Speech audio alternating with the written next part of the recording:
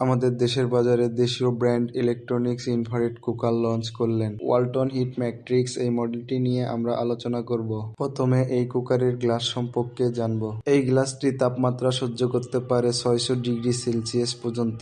এই কুকারে গ্লাস ব্যবহার করা হয়েছে 3 মিলি গ্লাস। এই কুকারের মাঝখানের গ্লাসে ব্যবহার করা হয়েছে এসএস এর বার্নার। যখন মাঝখানের গ্লাসটি অতিরিক্ত গরম হয়ে যাবে, গরমটা এই পাশে না চলে আসে, সেই কারণে এই বার্নারটি ব্যবহার করা হয়েছে। এই চুলার বডি ফ্রেমে ব্যবহার করা হয়েছে স্টিল। কুকারটির কয়েলে ব্যবহার করা হয়েছে সিরামিক্স। কুকারটির নিচে একটি কুলিং ফ্যান ব্যবহার করা হয়েছে। এই কুকারে একটি ডিজিটাল টাচ ব্যবহার করা হয়েছে। এই কুকারে ডিজিটাল টাচ ব্যবহার করার কারণে আমরা খুব সহজে অন অফ করতে পারবো। এই কুকারের লাইন দেওয়ার সঙ্গে সঙ্গে টাচটি অন হয়ে যাবে। অন হয়ে যাওয়ার পর এখানে দেখতে পারবেন অন অফ বাটনটি শুধু শো করছে।